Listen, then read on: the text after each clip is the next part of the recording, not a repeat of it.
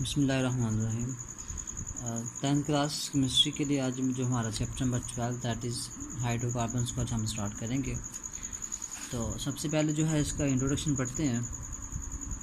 तो इंट्रोडक्शन में कहता है कि जो सबसे जो सादा हमारे पास ऑर्गेनिक कंपाउंड्स की जो क्लास है वो है जी हाइड्रोकार्बन्स। तो हाइड्रोकार्बन्स वो होते हैं कि वो कंपाउंड होते हैं जो सिर्फ़ और सिर्फ कार्बन और हाइड्रोजन के एलिमेंट से मिलके बने होते हैं। कार्बन वो एलिमेंट है जो इस काबिल होता है कि वो एक स्टेबल और इसके अलावा जो एक एक्सटेंडेड यानी एक वसी चेन होती है एटम्स की उसके साथ बना सकती है। कार्बन मतलब सिंगल बॉन्ड बना सकती है, डबल भी एंड ट्रिपल बॉन्ड भी बना सकती है।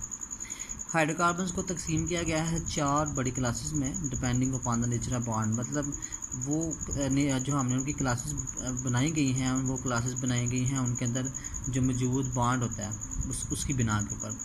यानी अगर तो सिंगल बॉन्ड मौजूद हो हाइड्रोकार्बन में तो वो अल्कीन्स होंगे, अगर डबल बॉन्ड हो तो अल्कीन्स होंगे, अगर ट्रिपल बॉन्ड हो तो अल्काइंस होंगे, और लास्ट बात है कि अगर उसमें रिंग फॉर्म हो, ठीक है, तो वो होंगे एरोमेटिक जिसमें बेंजीन रिंग होता है। इसके अलावा जो कार्बन आइटम है हाइड्रोकार्बन के अंदर वो 4 बॉन्ड पे मुश्तमिल होता है। हाइड्रोकार्बन में एक कार्बन आइटम कितने बॉन्ड बना रहा है जी? 4 बॉन्ड बना रहा होता है। इसके अलावा हाइड्रोकार्बन को मज़ीद तकसीम किया गया है सैचुरेटेड और अनसैचुरेटेड में। तो इनकी आगे से जो है हम अपनी जो है वो केमिकल प्रॉपर्टीज़ होती हैं क्योंकि उनके अंदर जो बॉन्ड है उसकी नेचर मुख्तलिफ होती है। लेकिन इनकी जो फिज़िकल प्रॉपर्टीज़ हैं वो कह लें कि एक जैसी होती हैं क्योंकि उनकी जो कार्बन और जो हाइड्रोजन है इनकी जो इलेक्ट्रोनेगेटिविटीज़ हैं ये तकरीबन ऑलमोस्ट सेम होती है। कार्बन की होती है 2.5 एंड हाइड्रोजन ऑलमोस्ट 2.1, तो तकरीबन सेम है, कहता है एक जैसी हैं, मतलब इतना खास फ़र्क नहीं है। जिसकी वजह से जो हाइड्रोकार्बन्स हैं यानी ये कहते हैं नॉन पोलर होते हैं और ये पानी में ये पानी में सॉल्युबल नहीं होते क्योंकि पानी वाटर पोलर है और ये हाइड्रोकार्बन्स नॉन पोलर है। तो अकॉर्डिंग टू रूल डिज़ॉल्व तो पोलर में और नॉन पोलर में ही हल होते हैं। तो चूँकि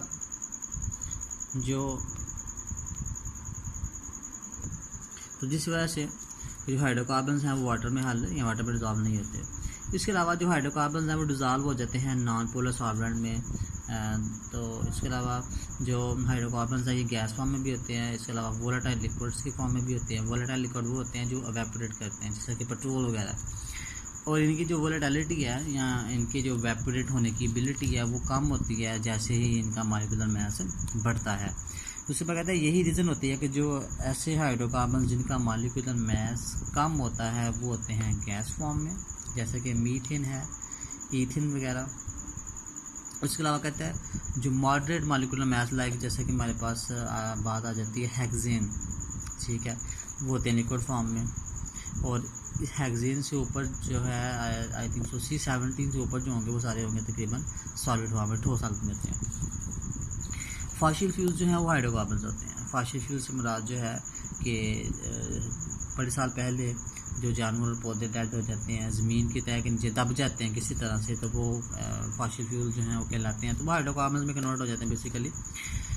कहता है वो ना सिर्फ एनर्जी का ज़रिया है बल्कि रॉ मटेरियल के भी तौर पे भी काम करते हैं। रॉ मटेरियल ऐसा मटेरियल होता है जिसको हम इस्तेमाल करके कोई नई चीज़ बनाते हैं। तो उसके बाद कहता है हाइड्रोकार्बन्स को जो है वो स्टार्टिंग मटेरियल के तौर पे इस्तेमाल किया जाता है बड़े सारे केमिकल्स बनाने के लिए जिनकी कह लें कि कमर्शियल लेवल पे बड़ी इंपॉर्टेंस है, उनकी बड़ी अहमियत है। इन केमिकल्स को इस्तेमाल किया जाता है प्लास्टिक बनाने के लिए, सिंथेटिक रबड़ तैयार करने के लिए, कपड़ा फाइबर तैयार करने के लिए, इसके अलावा खाद्य वगैरह तैयार करने के लिए। उसके बाद हाइड्रोकार्बन्स है। तो हाइड्रोकार्बन्स जो है ऐसे कंपाउंड होते हैं जो कि कार्बन और हाइड्रोजन के एलिमेंट से मिलकर बने होते हैं।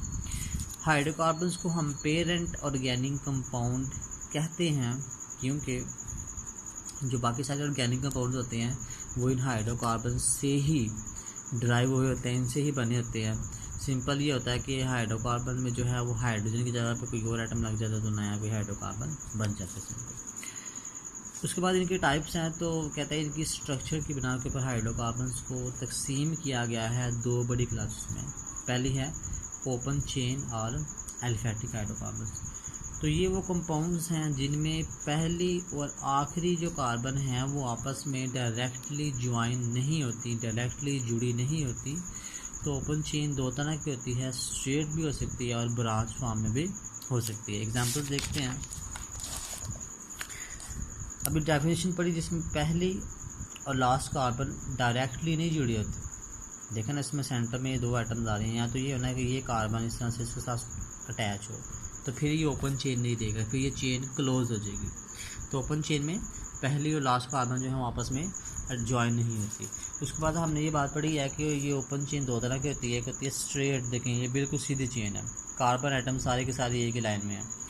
ब्रांच में क्या हुआ है कि एक कार्बन जो है वो इस कार्बन के साइड पे, देखें ये कार्बन इसके साथ मतलब अटैच है, तो ये हो जाती है ब्रांच चेन में आ जाती है। स्ट्रेट को हम कहते हैं नॉर्मल, जिसमें कोई साइड पे नहीं लगी होती, जहाँ पे साइड पे अटैच हो इसको हम बोलते हैं आइसो। तो ये चूँकि 4 कार्बन है तो ये ब्यूटेन है, ये भी 4 कार्बन है, ये ब्यूटेन है, simple. Type of open chain hydrocarbon types इनकी पढ़ते हैं। ओपन चेन हाइड्रोकार्बन की इनको मज़ीद तकसीम किया गया है सैचुरेटेड और अनसैचुरेटेड में। सबसे पहले हमारे पास है सैचुरेटेड हाइड्रोकार्बन, ऐसे हाइड्रोकार्बन जिसमें कार्बन की जो चारों वैलेंसीज होती हैं, ठीक है, कार्बन के जो चारों बॉन्ड होते हैं वो सिंगल बॉन्ड के जरिए बने होते हैं। यहाँ कह लें कि कार्बन ने चारों बॉन्ड क्या बनाए होते हैं, सिंगल बॉन्ड बनाए होते हैं दूसरे कार्बन एटम और हाइड्रोजन एटम के साथ, जिसको हम बोलते हैं सैचुरेटेड हाइड्रोकार्बन्स का नाम देते हैं। सैचुरेटेड हाइड्रोकार्बन्स को जो है वो अल्केन्स भी कहा जाता है। तो वो जिनका जो एक अल्केन होता है वो ऐसा हाइड्रोकार्बन जिसमें कार्बन एटम जो है वो कनेक्ट होती है बाय सिंगल कोवलेंट बॉन्ड। अभी जो बात कर रहा हूँ देखें ना, ये कार्बन है, तो कार्बन ने अपने चारों बॉन्ड क्या हैं, सिंगल बॉन्ड बने हुए हैं। इसके बाद ये ईथेन है, देखिए इस सब में भी क्या है, सब के सब सिंगल बॉन्ड है यहाँ पे, ठीक है जी। तो ऐसे हाइड्रोकार्बन जिनमें कार्बन की चारों वैलेंसीज या कार्बन के चारों बॉन्ड जो हैं वो सिंगल बॉन्ड हो, सिंगल कोवलेंट बॉन्ड हो, उनको हम जो है वो सैचुरेटेड हाइड्रोकार्बन नाम देते हैं। इनका जनरल फार्मूला आता है CnH2n+2। ये मैंने लास्ट टाइम आपको जो है वो लेक्चर में इसको यूज़ करके दिखाया था कि ये जो N होता है ये नंबर ऑफ़ कार्बन एटम होता है किसी भी मॉलिक्यूल के अंदर, अल्केन के अंदर। सेकंड टाइप है अनसैचुरेटेड, ऐसे हाइड्रोकार्बन जिसमें 2 कार्बन जो एटम होती हैं चेन में मौजूद जो 2 कार्बन एटम होती हैं वो आपस में लिंक होती हैं, आपस में जुड़ी होती हैं बाय डबल और ट्रिपल बॉन्ड, डबल या ट्रिपल बॉन्ड उनके दरमियान मौजूद होता है, उनको हम नाम देते हैं अनसैचुरेटेड हाइड्रोकार्बन्स। तो ऐसे कंपाउंड्स जिनमें कार्बन एटम 2 कार्बन एटम आपस में डबल बॉन्ड के ज़रिए लिंक्ड हों, उनको हम नाम देते हैं अल्कीन्स, ठीक है जी, अल्कीन्स। मिसाल के तौर पे ईथीन है, यहाँ पर प्रोपीन है, तो ये देखें ईथीन जिसमें 2 कार्बन है आपस में डबल बॉन्डेड है। फिर देखें यहाँ पर प्रोपीन में भी 2 कार्बन के आपस में डबल बॉन्डेड है, तो एक डबल बॉन्ड का होना मौजूद लाजमी है, जिसको हम अल्कीन्स बोलते हैं। इनका जनरल फार्मूला होता है CnH2n, N रिप्रेजेंट करता है कार्बन नंबर एटम को, और इनका फंक्शन ग्रुप होगा लाइक यहाँ पे कोई बॉन्ड बनेगा तो 2 एटम साथ अटैच होंगे, उसके बाद कार्बन, यानी कार्बन में डबल बॉन्ड आ जाए तो वो अल्कीन्स होते हैं। उसके बाद ऐसे हाइड्रोकार्बन जिसमें 2 कार्बन के एटम आपस में लिंक्ड हों बाया ट्रिपल बॉन्ड को हम नाम देते हैं अल्काइंस का। तो देखें ये 2 कार्बन के दरमियान ऐसे हाइड्रोकार्बन जिसमें 2 कार्बन एटम आपस में ट्रिपल बॉन्ड के ज़रिए लिंक हो जुड़े हों, उनको हम अल्काइंस का नाम देते हैं। मिसाल के तौर पे हमारे पास जी जैसा कि इथाइन और प्रोपाइन है, तो ये वही 2 कार्बन एटम देखिए, इनमें 3 बॉन्ड है यहाँ पे, और साथ में चौथा बॉन्ड यहाँ पे हाइड्रोजन बना हुआ है। इसी तरह से कार्बन चौथे बॉन्ड पे यहाँ पे हाइड्रोजन अटैच की हुई है। उसके बाद प्रोपाइन है, 3 कार्बन है, उसमें भी क्या है ट्रिपल बॉन्ड मौजूद है। इनका जनरल फार्मूला होता है CnH2n-2, और इनका जो फंक्शन ग्रुप है वो कुछ इस तरह से होता है कि ये कार्बन है, दरमियान में ट्रिपल बॉन्ड मौजूद है, साथ फिर मतलब सिंगल बॉन्ड लगे हुए हैं। उसके बाद है क्लोज चेन और साइक्लिक हाइड्रोकार्बन। तो ऐसे कंपाउंड्स जिनमें कार्बन एटम्स की रिंग्स होती हैं, उनके मॉलिक्यूल्स के उनको हम बोलते हैं क्लोज चेन और साइक्लिक हाइड्रोकार्बन। तो एग्जांपल वही benzene, that is C6H6, cyclobutane CH2 के साथ 4 लगे हुए हैं, 4 एटम्स कार्बन के, 6 हो जाएंगे तो उसको हम हेक्सेन बोलेंगे, साइक्लोहेक्सेन।